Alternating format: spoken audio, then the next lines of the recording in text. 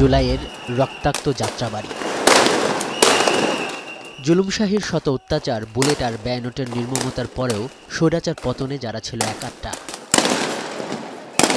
ছাত্র, শিক্ষক, মোটে মজুরের এই প্রতিরোধের দেয়াল গড়তে কত যে প্রাণ গেছে তার হিসাব এখনো মেলেনি। তবে সাধারণ একটি হিসাব মতে কর্তৃত্ববাদী শেখ হাসিনার পতন ঘটাতে পুরো জুলাই থেকে আগস্ট পর্যন্ত চলা গণ আন্দোলনে আইনশৃঙ্খলা রক্ষা বাহিনীর গুলিতে এই যাত্রাবাড়িতে শহীদ হয়েছেন অন্তত অর্ধশত ছাত্র জনতা।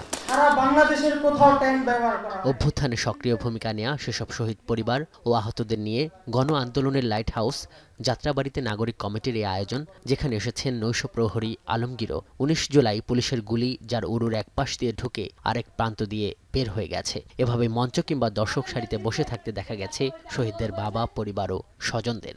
ঢাকা মেডিকেল 2 মাস বুকসে অপারেশন করে নাই, হ্যার বাদে সিএমএক্স এ যাইয়া অপারেশন করছি, পায়ের ভিতরে অড ঢুকাইছে, হেনে যাইয়া সুস্থভাবে ট্রিটমেন্ট করা পাচ্ছি। আমি পুরো সুস্থ নাই। আমার ছেলের যখন শহীদ হয়েছে আমি মামলা করতে গেছি, আমি মামলা করছি 6 জনের নামে, মামলা হয়ে গেছে 600-300 জনের। এই 300 জন 200 জন মানুষের নাম কে দিল, কারা দিল? সর্বশেষ 5 তারিখে যখন এই যাত্রাবাড়িতে আন্দোলন করতে বের হই, তখন তওবা পড়ে এবং সবার কাছে মাপ চেয়ে বের হয়েছিলাম।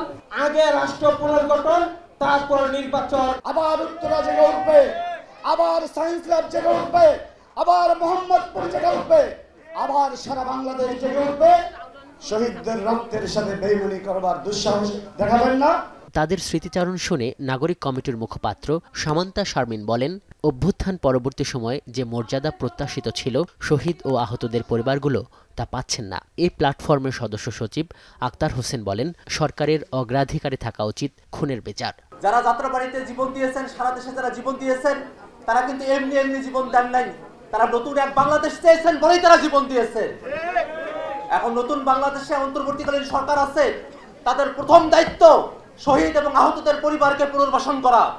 তাদের দ্বিতীয় দায়িত্ব হচ্ছে যারা খুন করেছে, যারা হুকুম দিয়েছে, যারা অস্ত্র উঁচিয়ে ধরেছে, তাদের প্রত্যেককে আইনের মাধ্যমে তাদের সর্বোচ্চ শাস্তি নিশ্চিত করা। আমাদের এই 2 মাসের মধ্যেই দেখা যাচ্ছে নানান রকমের বিভাজন এবং নানান ধরনের চিন্তা, দুশ্চিন্তা আমাদেরকে ক্ষতিগ্রস্ত করছে। আমাদের শহীদ পরিবারদের সাথে এবং আহত পরিবারদের সাথে এমন ধরনের নিষ্ক্রিয় একটা ব্যবহার করা হচ্ছে যে তারা দায়ে দায়ে ঘুরছেন বিচারের আশায় এবং চিকিৎসার আশায়। এই জিনিসগুলো আমরা দেখতে চাই না। জুলাই শহীদ স্মৃতি ফাউন্ডেশনের সাধারণ সম্পাদক ও শহীদ মীর মুগ্ধের ভাই মীর স্নিগ্ধ বলেন, আহত ও শহীদ পরিবারগুলো যাতে সহজেই ফাউন্ডেশনের সঙ্গে যোগাযোগ করতে পারে সে লক্ষ্যে শিগগিরই একটি হটলাইন খোলা হবে। বিগত সরকারের কোনো কাপুরুষ দোষরদের নাম যেন আমার এই বীর আহত ভাইদের পাশে লেখা না হয়, সেটি নিশ্চিত করা আমার একটি বড় দায়িত্ব। এইটি আমাদের সবচেয়ে বড় চ্যালেঞ্জ এবং এই চ্যালেঞ্জটির জন্যই আমরা একটু কিছুটা সমস্যা ফেস করতেছি। শহীদদের একটি নির্ভুল তালিকা প্রণয়নে কাজ চলছে বলেও জানান জুলাই স্মৃতি ফাউন্ডেশনের এই নেতা। আমাদের বীর ভাইদের পাশে লেখা হয়।